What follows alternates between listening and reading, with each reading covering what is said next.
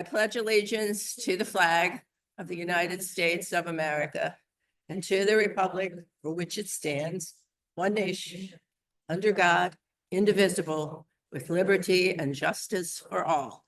Okay, we're getting this program started. For our speaker, we have Angela Gibbs. She's going to help us handle our stress. And I'm sure we're all under lots of stress since the inauguration. She's going to help us work our way through this. So let me introduce Susan Byers, our vice president. She's going to introduce the speaker. Yeah, I got to put my mouth right on it. You know, I have a cold, so just be careful. Really much up close and personal. Yeah, go that way. I have a cold. Kathy has a cold. Okay, let's see. I'm gonna move that up a little bit. That sounds like I'm on. Okay, good morning. It's amazing to see so many people. And before I introduce Angela, I just have to say that this sense of community here in this room is sure what's keeping me going right now. And it's just so important. So I'm just very glad to see all of you.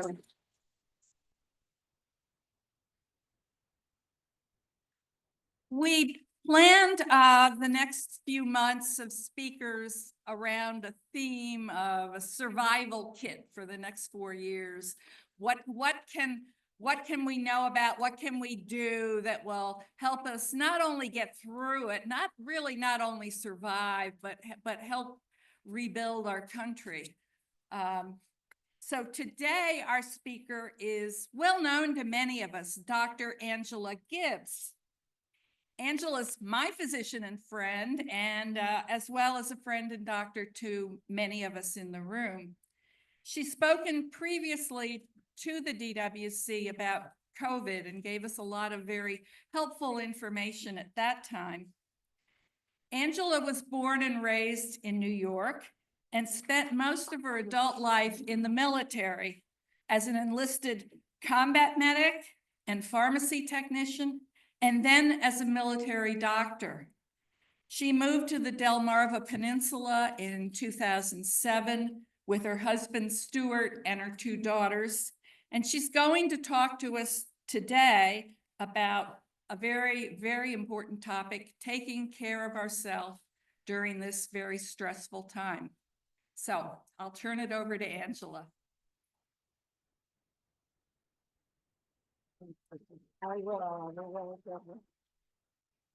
Good morning. You can hear me okay? Wonderful. Thank you so much for this opportunity. I really appreciate it. I'm not a public speaker as a general rule. Most of you know, I can talk one-on-one till your ears bleed.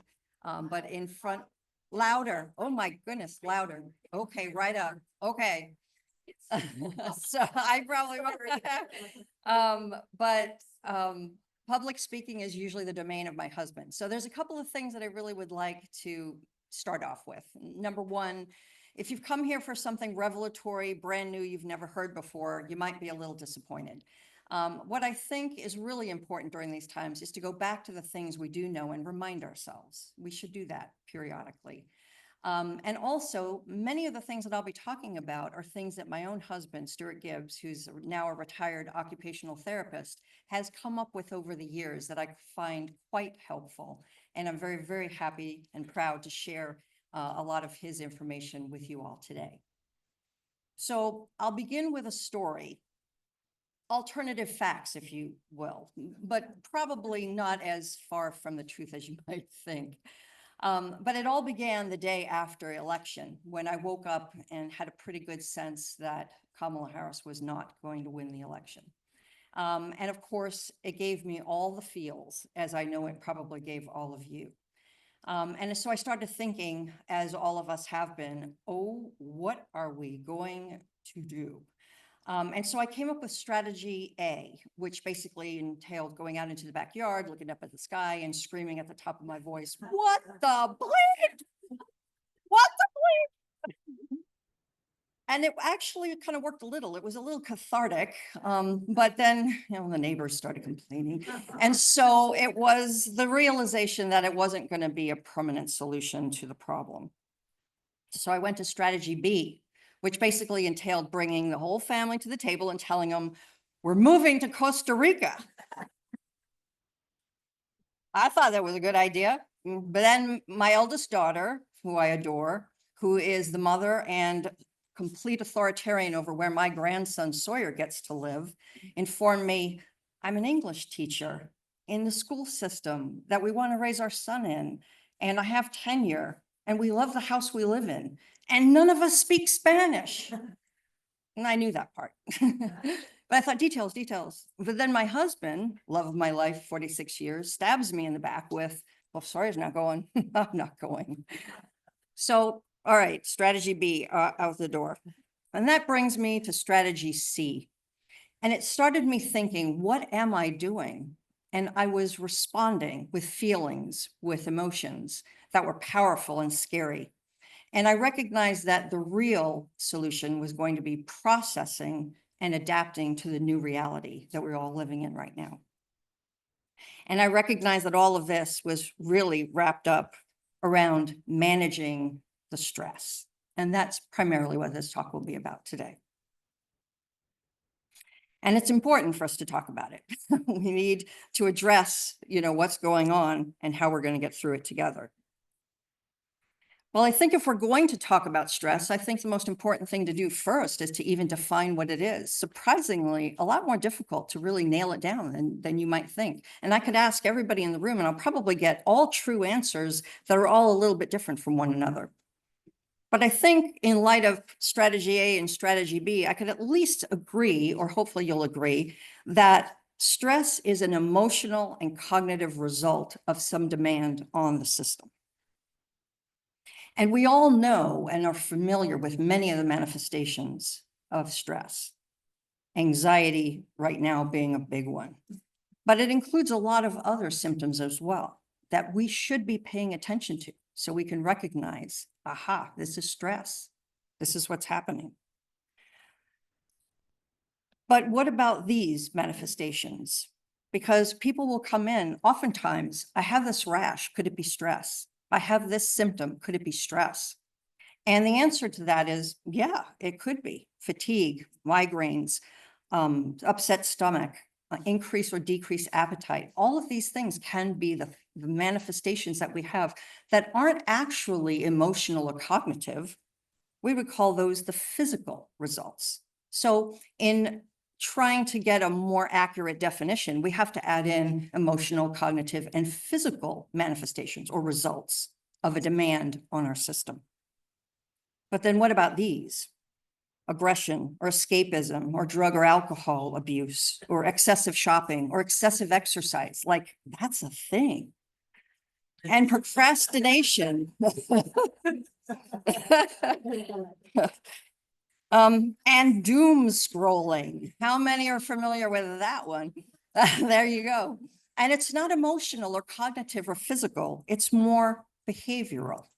And so we have emotional, cognitive, physical, and behavioral manifestations that come about because of the demands that are placed on us. And we need to be mindful when we're feeling these things that we're paying attention to them and we understand what it represents, because you can't fix something if you don't know what it is that you need to fix. So the demands now are the part that we'll switch to, because we know intuitively what a demand is. We think it's something that's put on us, but where do they really come from? We can start with the external demands. Environmental, like climate change or hurricane coming, or Flint, Michigan having no clean water for over a decade. Political, like a very poor outcome in an election. Or socioeconomic, everyone knows clearly the stress of poverty and how it diminishes health and even our lifespans. And all of those are interwoven with the cultural beliefs that we are given on how we're supposed to respond and how we're supposed to react and who we're supposed to like or not like. And these I clump into the systems of demands that are on us that we may or may not even be paying attention to on a regular basis. But there's also the anybody's. Individuals can put demands on us too. Our family, our friends, people that we work with, anyone who's got a 98.6, the person who cuts you off, or the person on the helpline who's not so helpful. And so in trying to get the most accurate diagnosis or definition, we could say emotional, cognitive, physical, and behavioral results of any external demand on our system. But then what about me? What about our internal processes? In preparing for this lecture or talk, I got myself all worked up because it wasn't enough to just come and talk to you. It had to be revelation. It had to be the best hour you were going to spend this whole month. Like, no pressure, right? And so there are expectations that are woven in to a lot of the demands that we put on ourselves. And we have to pay attention to that. It probably wouldn't be a surprise to many of you that your boss wants you, or would have been, your boss wanted you to get in the deadline at the end of the day, and his expectations for standards were here, but yours were here. Like, your name was on it. It was not going to be some schlocky thrown together piece of whatever. You have to do it to the level that you can live with. And sometimes that adds a lot more stress and brings out the manifestations of stress just from the internal demands. So recognizing how important expectations are is also important. Expectations also lately have been, how could they have thought that? How could they have done that? Why do they believe that? And the reality is, they do. So now we can expand a little and say emotional, cognitive, physical, behavioral results, these manifestations that we have to live with, in a result of external and internal, and I could argue that internal is sometimes more important than external, demands on our system. And that brings us to Maslow's hierarchy of needs. Many of you are probably very familiar with this.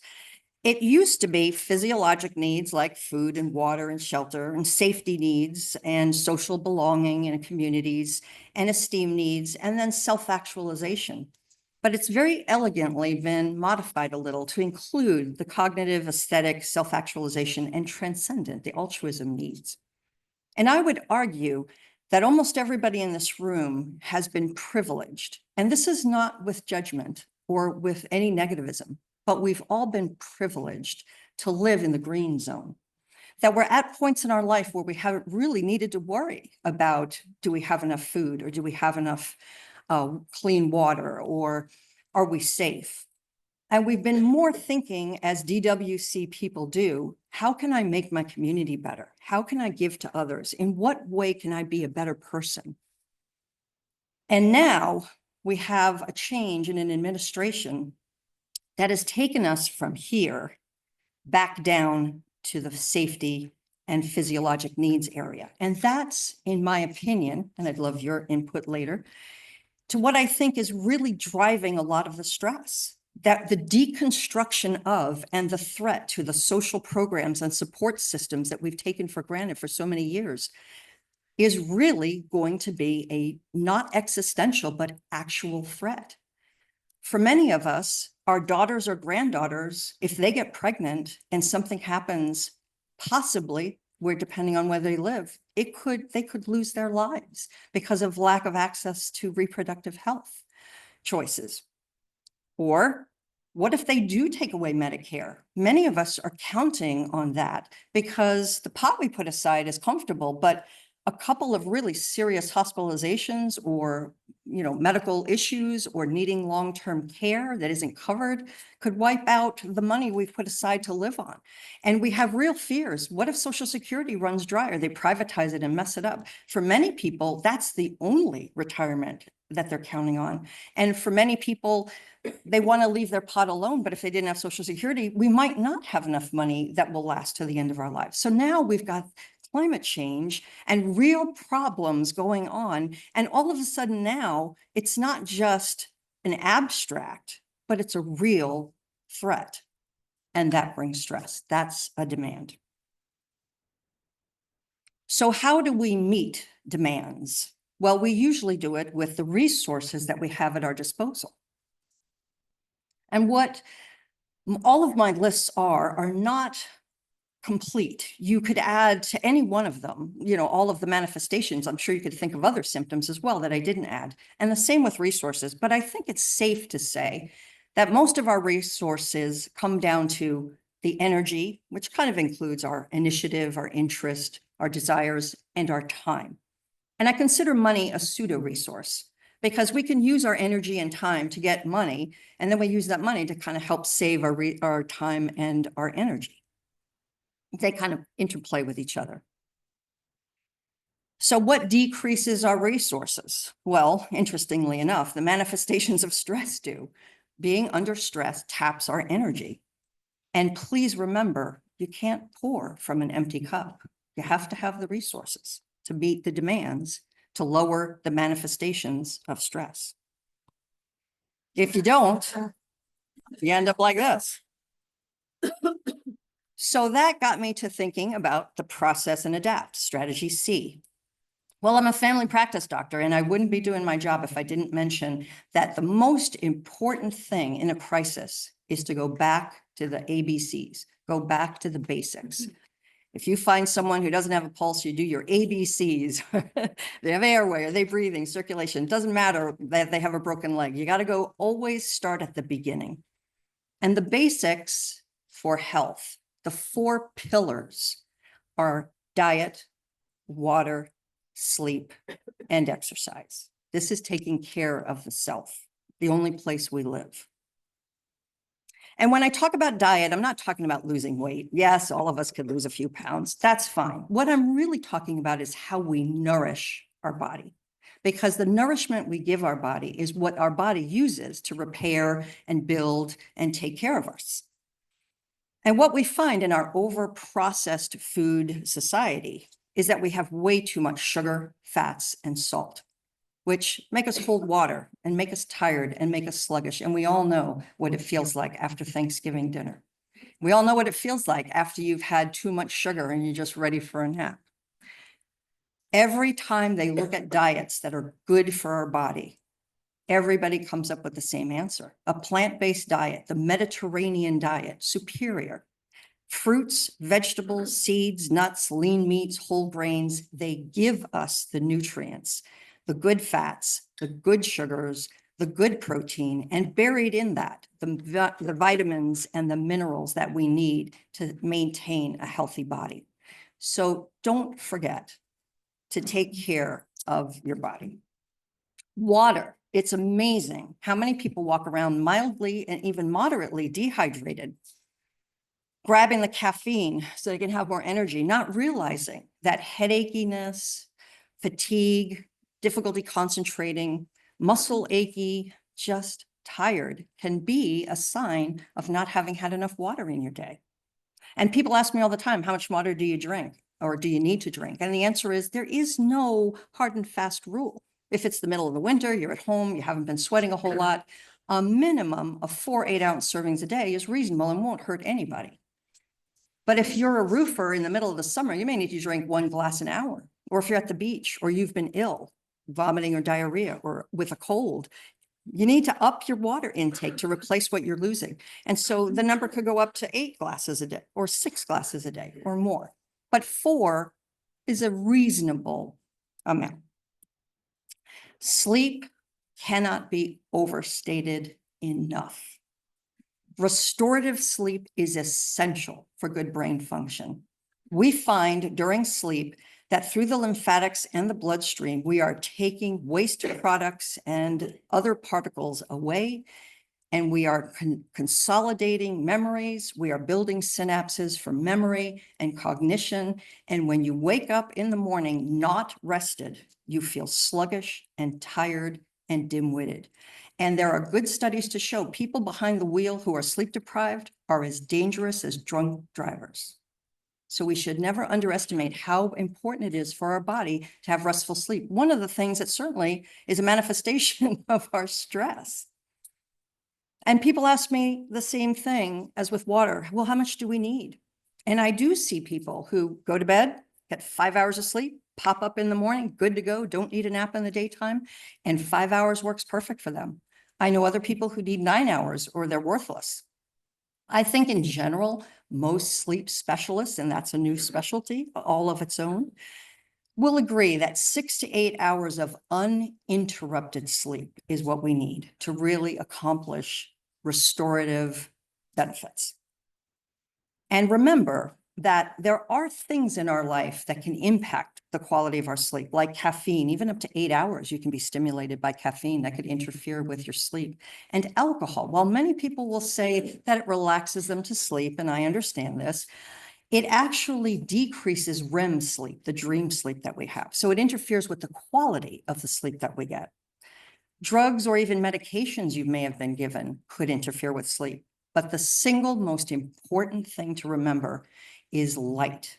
That way back in the old days, people got up when the sun came up and they went to sleep when the sun went down. And in the wintertime, they slept longer. And in the summertime, they slept less. And it was very smooth transition through the season so that the body accommodated and understood. And what was the trigger for them was dusk. The diminution of the light over a period of 30 minutes is actually what changes the chemicals in our brain, so that the adrenal glands make less adrenaline and the pineal gland in our brain makes more melatonin. And the signal of low adrenaline and high melatonin, like a computer, triggers the shutdown of programs in preparation for the power off. And then we invented these things. And so now at 10, 11, or even at midnight, your brain thinks it's new. Watching TV, on the computer, on your iPad, light shooting into your eyes, and then you go into the bright bathroom, brush your teeth, go into the bedroom, get into bed, turn off the light, and your brain is like, 10 minutes ago, it was new. So we have to work with our body for at least 20 to 30 minutes before bed. We should mimic dusk. We should close down the light sources. TVs in the bedroom are terrible. I'm sorry for those of you who love their TV. But good studies really still support this. What we need to do is have dimmer lights, which many of us do sort of naturally in the bedroom. It's cozier and it's dimmer and quieter in a bedroom, usually. And we have to have about 20 minutes of just that quiet time to allow adrenaline to go down and melatonin to go up. And then when we get into bed and turn off the light, our brain and our body are like, ah, okay, it's sleep. I get it. And then they're in sync. Exercise also. What can I say about it? Get some. That's all. It doesn't matter how old you are. It doesn't matter what your physical condition is. You can do something. They're saying now that sitting is the new smoking. I like that. But do anything. Walking is superior. Swimming, bicycling, exercises, yoga, going up and down stairs. It doesn't matter. Just move your body. It increases blood flow. And everything about brain function is all dependent on good blood flow. Other things, please stay up on your medical exams and preventative care, because there's nothing that'll sap your resources worse than a medical condition that trashes your health. You don't deserve to have to deal with the stress going on and the medical conditions at the same time. And I would ask for any of you who feel overwhelmed or whose symptoms, manifestations of stress have now interfered negatively in their relationships, in their work, or in their quality of life, seek help. It's available with your primary care provider or with any mental health specialist in our area if you need it. You deserve that. So what other kinds of things can we do to increase our resources and increase our energy and manage our time? Well, the basics, we start with that. But I've been reading more about practicing mindfulness, and I kind of like it. You know, it's not a woo-woo thing. It really is important to be fully present in the moment. What we've forgotten is that we are not naturally multitaskers. We really don't have a brain for it. And if I watch CNN and the woman is talking and the ticker tape is on the bottom, and then they've got something to read on the side, I can either hear, or I can read, or I can watch the ticker tape go by and get vertigo. But I can't do all three. And so a lot of us think that we're getting a whole lot done when in fact we're diminishing the results from any one thing. But mindfulness is about paying attention to what you're doing at the time, paying attention to what's inside, the feelings, the thoughts, the behaviors that you have with stress. If you're not paying attention, your family members may be thinking, oh my God, I hope it wasn't me that put her in that state, because you just are acting and doing, and you're not aware of why you're doing it. And I can guarantee you, no matter how long you've lived with your partner, they can't read your mind and know what it is either. So we have to be aware, and don't judge yourself, just acknowledge. For example, I put on 5 pounds this past 2 weeks, stress eating and preparing for this lecture. Is that ironic? Yes. Yes. But I weigh myself every day. And when I start seeing the weight go up and I hit 5, it's like, okay, Angela, you're going down that road again. No, turn it around. But if I wasn't paying attention, I wouldn't really know that that's what I was doing. To remind myself, how does stress manifest in me? Meditation and contemplation are so underrated. It isn't just a Thoreau thing, sitting by a pond thinking great thoughts. We all deserve quiet time with our own brains. We can have wonderful conversations with ourselves. We can problem solve. We can tap into our creativity. And it's a wonderful recharging of our battery. Mindful walking and mindful eating is something I'd never heard of till I started looking up about mindfulness. And mindful walking is going for a walk and paying attention to what the ground feels like on your shoes and the sounds of nature, if you can hear it over the sounds of man, and the sun on your skin and the breeze, and just being in that moment. And it's a wonderful concept, and I like it a lot. And mindful eating is about not doing what I've been known to do, bag of chips, Hallmark movies, just eating, not even tasting until like, oh, whole damn bag's gone. But eating is a sensual and sensory experience. We take all these ingredients, we put them together, we create something with it, and we should be respectful and enjoy the texture, the scents, the smells. And when we take a bite, we should taste it and enjoy it, because food is fuel, but food is also nice. We like it. These are 2 books, one recommended by my husband, the other by another person who I love and respect. And I want you to know there's information out there available to all of us. No one has to go and read a library's worth of information about stress.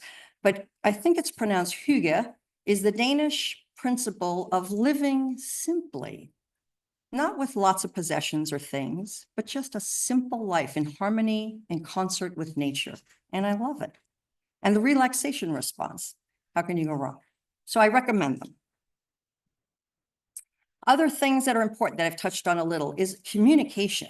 That's a big problem worldwide, community-wide, and individually within our homes. And inside, we have to put words to our emotions and actions so we understand what it is. I have patients who come in and say, I have this pain. And I'll say, okay, well, first, where is it? And then tell me about the pain.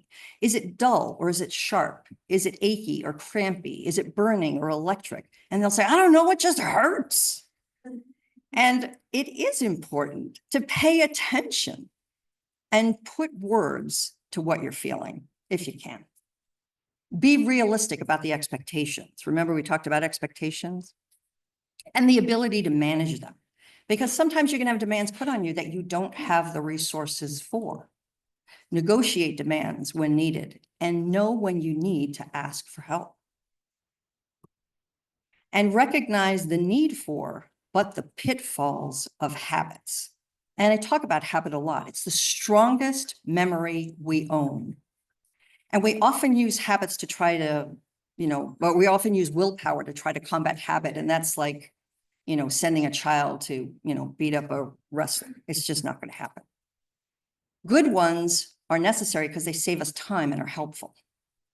So you could imagine that if you woke up in the morning and you had to think about everything you needed to do, you'd be like, okay, get up, go to the bathroom, and then brush my teeth and wash my face, and then take a shower, and then dry, and then put on clothes, underwear first, then clothing, socks first, then shoes. Okay, now I got my bags, I have my keys. I mean, it'd be half the day would be done before you got out the door. Where many of us can probably relate to doing all of that, plus walking out with coffee or water in hand in the car, 10 miles down the road. Oh, there's my exit. and don't even remember that we did all that stuff. Did I eat today? I don't remember. Because habits are strong. They're what I call the road well traveled. And they are there to save us time. But what if they're not helpful or healthful habits? It's still the road most traveled. And so we're more likely in times of stress to go right down that stress eating or procrastinating or doom scrolling or any of the other things that we do that may not be recharging our batteries, improving our energy, or managing our time well. So you have to think of habits as the road, and the way we change the path is put construction cones in front of the path that you always take. And instead pull out the machete and start cutting back the greenery in the path that's always been there that you probably would have done better taking. And think about, before you do, how you can make changes that you can live with. So instead of those potato chips, an apple. And instead of sitting and watching TV, how about a walk? There's little things, little leaves you can turn over that allow you to gradually shift your attention from the habits that may not be serving you well into habits that can serve you much better. Acceptance, hard to come by, but important in these days. We really do have to appreciate that what we can do, we do individually, locally, and through political process, which the DWC is brilliant about. But accept what you can't do. I cannot tell you how much energy and time I have wasted crafting the most logical, data-driven information for people on Facebook that said stupid things, and I sent it off and got back libtard. So I'm not on Facebook anymore because I value my time and it was a waste of my energy. So I go back to the serenity prayer. You can add God or not God, whatever your choice, but I believe having the serenity to accept the things we really can't change at this point, having the courage to change the things that we can, which is what we're all about here, and continuing to try to find the wisdom to tell the difference between the two so we're not wasting our resources. It also means that we have to recognize that unpleasant or painful things are going to happen that we're not going to be able to change. And we have to live with the feelings of it, the sadness and grief. I still, if I think about it too long, about the children who were removed from their families at the border, who still have not found their way back to their family. And as a parent and a grandparent, imagining not knowing where that child, I could cry. But that also makes me empathic and it makes me care. It makes us the people that we are, that belong in this room, that it isn't just about us. It's about our communities. It's about our world. And we all do better when we all do better. So all of life, though, is not affected by these bad things. We have to bear in mind that there are still good people out there doing good and generous and kind and remarkable things to make this a better place. And we want to be part of that. Avoid catastrophizing or habitual alarmist thinking. And that happens with the doom scrolling. We have to be very careful that if we constantly get the negative, negative, negative, the whole world looks like it's gone to crap and is irredeemable. Seek good outcomes, not perfect ones. Perfection is the destroyer of happiness. Go for good. That's the little leaves. Turn little leaves. They make a difference and they add up. Engage in creative problem solving to identify alternatives. I heard this and I haven't verified it, so take it all with a grain of salt, but it's so funny I have to share it. I understand that Doge, D-O-G-E, came up with this website that they wanted people in the federal government to use as their snitch site, that if somebody in the office was still engaged in DEI, they wanted their names on the site.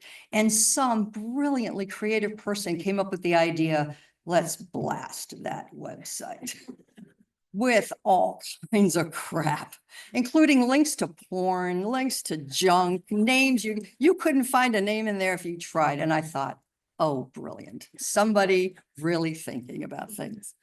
So remember, acceptance isn't losing, and it's not surrender. At the same time, remember again, you can't pour from an empty cup. You have to build into your life your own leisure and personal interests to avoid burnout, and something that's real called compassion fatigue, where you're giving and giving and giving until you run out, and then you become the person who needs. And it is important to recharge your batteries, to engage in activities without standards. I have to tell you, no offense to anybody who likes them, but I can't stand cooking shows. My kids love them. They watch them all the time.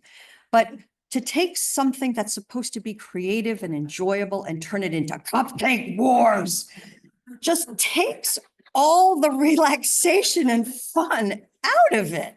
Like, why? But that's okay. Each to their own.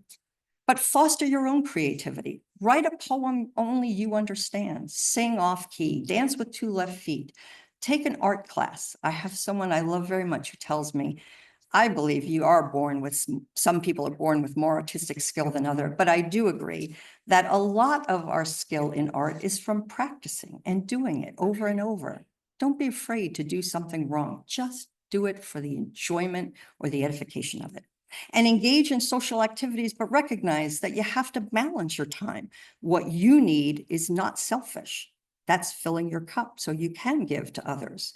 And then balance it with time with others so we know we're not alone. We're all in this together. So managing the resources comes down to planning, pacing, prioritizing our time, finding that balance. Energy comes from taking care of the place we live.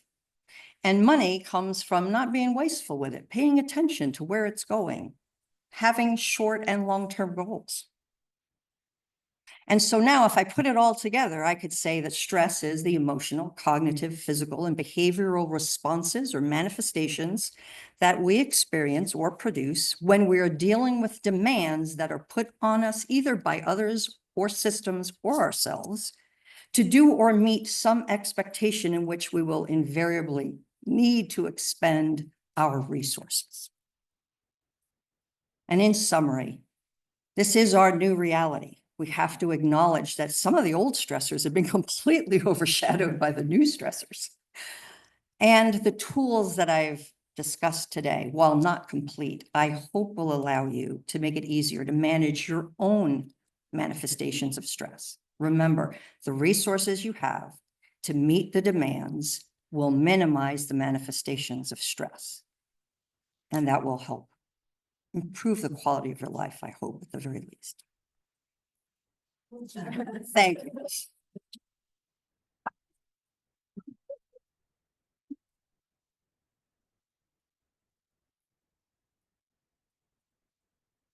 I hope I didn't go over too much, right? It's okay? All righty. We got time for a few questions. All right. Yes, ma'am. I just want to say that you lied to us at the very beginning. Did I? Oh. Thank you so much for saying that. I'm going to get those 5 pounds off, I promise. Hi. Yeah. The night routine, you know, turning. Yes, dusk. Think about dusk. Yes. Well, you know, yeah. Oh, I'm so sorry. She wants to know, is Kindle still bad? So you're, yeah. Your point is well taken, because they do talk about blue light, that blue light into the eyes from the computer and the TV. And I actually read an article saying that probably the light from a phone is probably not enough to seriously interfere with, although I would say if you're reading a Stephen King novel, like maybe that's not helping your adrenaline go down. So, you know, it's all relative. There's no absolute about it. So with a Kindle, my recommendation, if it's a black and white screen, just have it be on the low power setting. If that's something that actually has become your habit. So the truth is we can train our brain. I mean, people have lived on night shifts for so long that then after they retire, they're still, yeah, I go to bed at 3 and I wake up at 11 and I'm happy. And I'm like, okay, well, that's 8 hours. So I guess I can't complain. If that's your life, we're good. It's about restorative, restful sleep. So if your routine for winding down is the black and white screen of a Kindle on low light mode, and it isn't interfering with your quality of sleep, that you wake rested and don't need to nap through the day, and you cognitively feel like you're with it, I think that's okay. Yes. So, just a recommendation on my Kindle, I Yeah. do, at nighttime, I turn the screen black with the white print. Got it. And it's less light going into my eyes. That's a good I have blue idea, light yeah. glasses, so. Yep. So changing to night mode on the screen can sometimes shoot less light into your eyes. And it really is, there's going to be a tipping point because even at dusk, in the old days, there might have been a full moon. So people were still going to sleep with some light, maybe not zero light. But it is a case of if it's too bright a light or if there's too much stimulation, you're not getting the chemical signals that tell your brain to prepare for sleep. So think about dusk. Dusk is that 20 to 30 minutes before the lights are out that you are slowing things down, whether it's meditating, reading, listening to soothing music, doing yoga, whatever it is that's for you. I don't know, does anybody drink warm milk? I don't, but that always comes up on the list of things to do. Good. So whatever works for you, because a lot of people will come in and say, I think I have insomnia because I can't get to sleep at night. And then I'll actually talk to them. And what they're doing is they're having perfectly restful sleep. They're just shifted from everybody else. Oftentimes because of shift work that their brain has gotten trained into doing. Yes, ma'am. Time dealing with my hatred. Oh, yeah, yeah. I understand. I understand. Figuring out how to deal with. Right.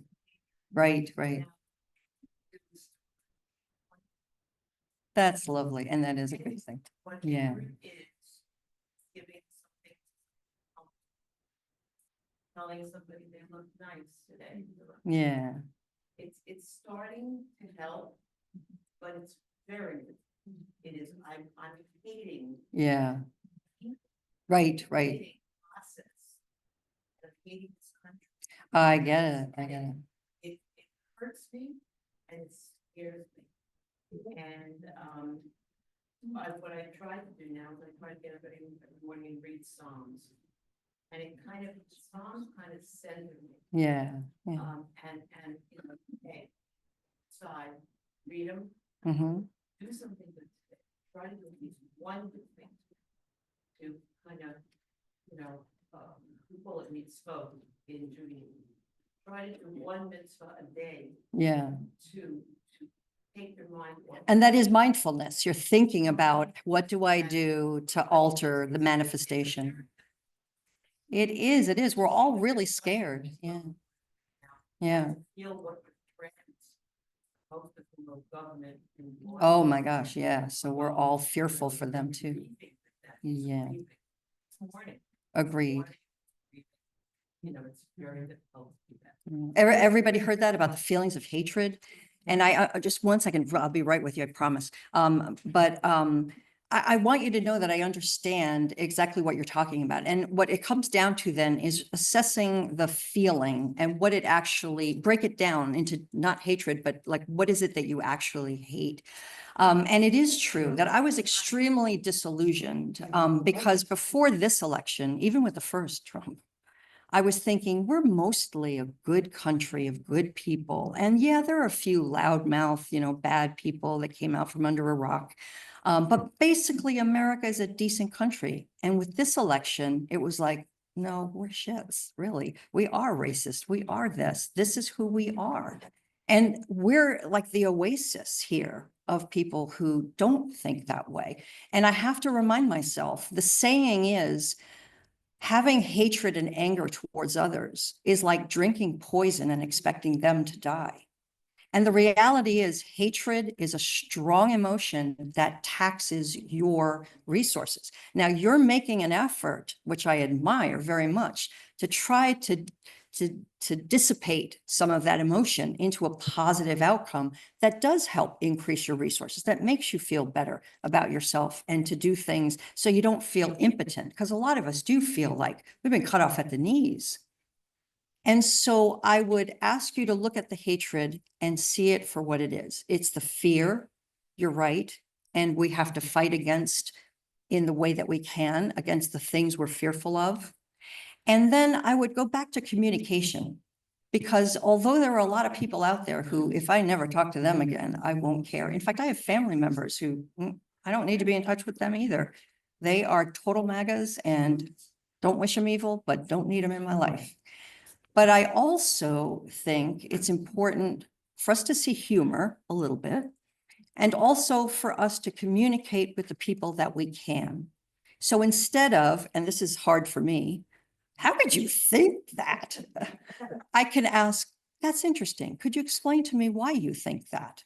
And sometimes when we listen to our neighbors who we're mad at, because we're in this pickle because of you guys, we can find out that they did it out of their own fear, their fear for their families, the lies they were told.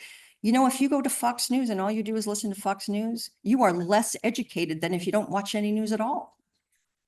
And the reality is that some people now with deep fake videos and all of it, they don't know what to trust. They don't know who's telling them the truth. They don't know what truth is.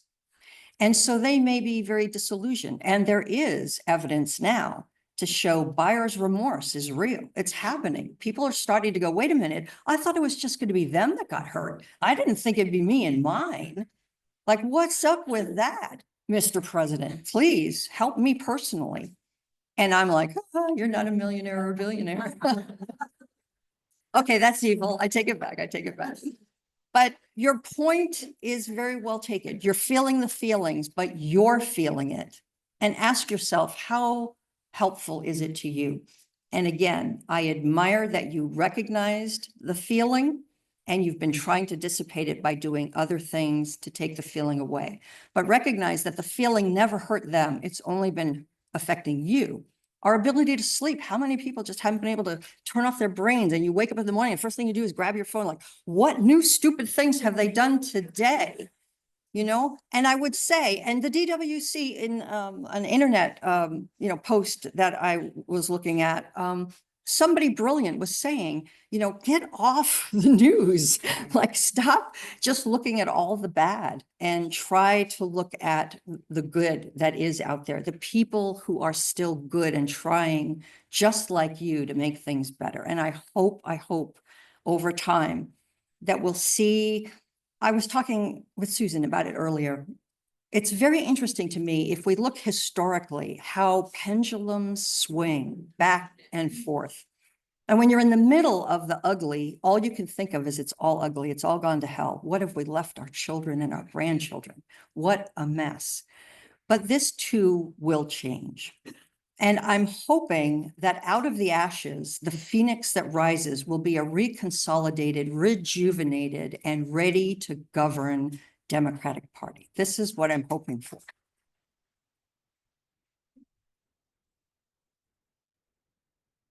So sometimes we have to have a little discomfort in order to motivate us to do things. Does that make sense?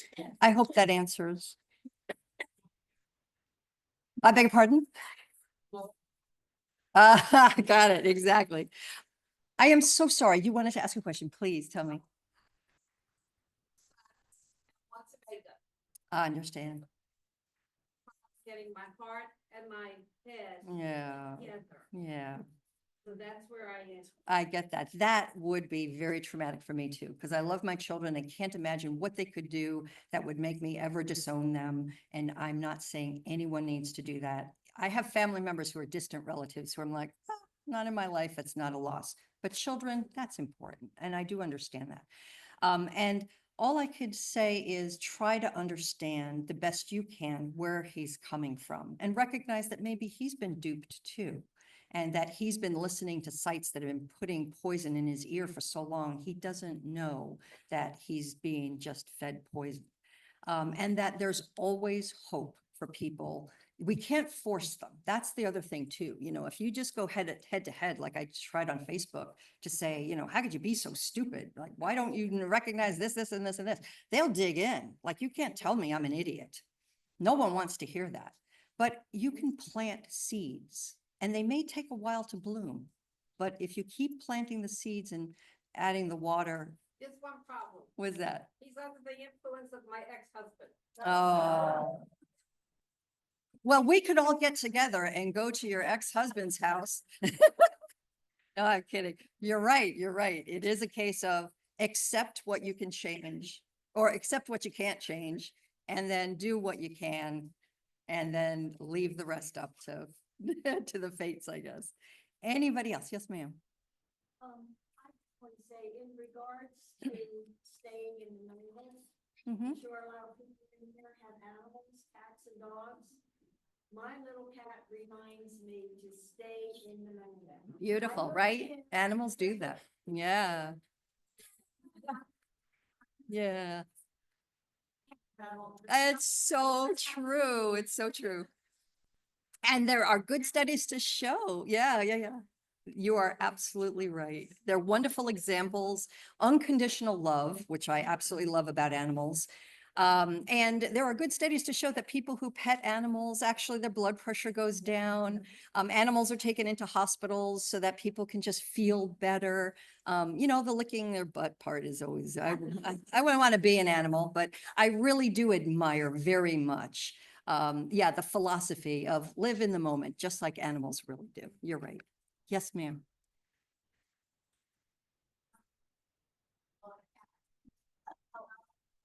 Oh, there we go. There are organizations that have animals that need to be adopted.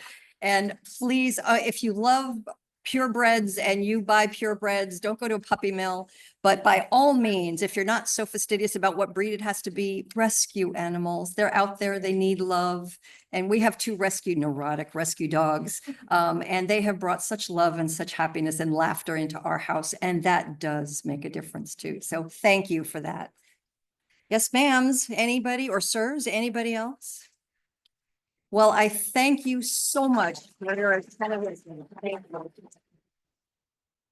Have to leave that there.